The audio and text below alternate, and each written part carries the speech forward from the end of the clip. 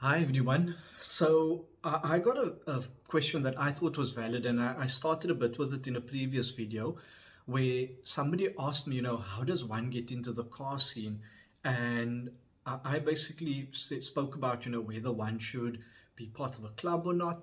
And well, today I thought I'd break it down and kind of discuss some of the areas of the so-called car scene.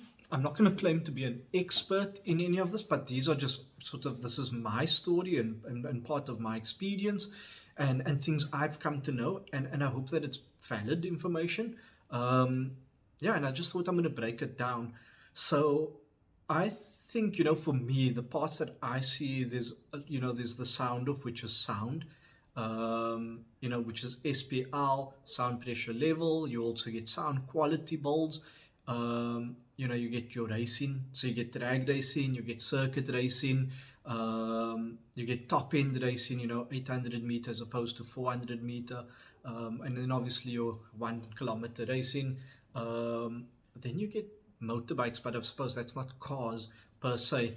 Um, then you get drifting, you get spinning.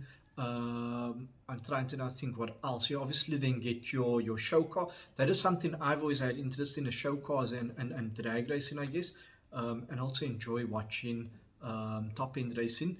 Then you also get things like hill climb. So all of these speak to a lot of different people. And when the person asked me, where do I or what do I get into or how do I get into it, it's such an open-ended question, or at least I feel. And I was sitting there thinking, well, look, think about what is your interest, so what kind of interests you about the car scene. Think of your budget. I think plays such a huge role because it can become very expensive very quickly, and it becomes this sort of like bottomless pit where you're literally just throwing money in all the time. And but so for me, that's where it becomes so important to plan what you're wanting to do. And things like my journey over the years was I started off in SPL, and I had a relatively small build. I had a single 10-inch woofer, and I thought, look, let's see how far we can get with just a single woofer. And to some, it might not sound like much, but I achieved what, 139, I think, or was it 138.2 with a single 10-inch, which was a Rockford woofer. I think it was powered by Star Sound amp. But I mean, for me, this was my first attempt at it. And I then stepped away from that and I thought I'm going to build a car for speed. And that didn't really last that long. So I thought, look, wait, let's sort of go for something where you can get a bit of everything. So I started, playing around with speed a little bit. I thought I would do a bit of sound. And then I also thought mainly, let's go for looks, let's like sort of get this car ready. And I guess I made mistakes where I bought things that I think that if I'd known better, I probably wouldn't have bought. I always get criticized for my wheel choice. I love it personally, but does it complement the overall build? I'm probably not sure. So I've been criticized for that, and wholeheartedly, I take the criticism. But at the end of the day, I have to. I'll probably take the bit of a punch if I go with something that I like that doesn't completely complement. And that's kind of where you have to draw your own line. Is some people say, well, you're doing it for yourself, but if you're doing it for yourself and competing, and then you also have to understand that you probably have to go with something that complements the whole build. You can't get upset about it. But anyway, so for me, these are the things you have to consider. So many issues or complications or like and things that come along, I guess. So for me, I was okay with taking that knock because I knew I wanted to see this. I knew I wanted it to be me. I knew, yeah, I just wanted it to say, this is me as an individual, and I was willing to take that knock in terms of points and so on. um, yeah, I think, and that's something you have to be comfortable with. I thought I would just use silly examples of things that I have here. There's so much in the garage, there's so much in the, in storage and things that I have.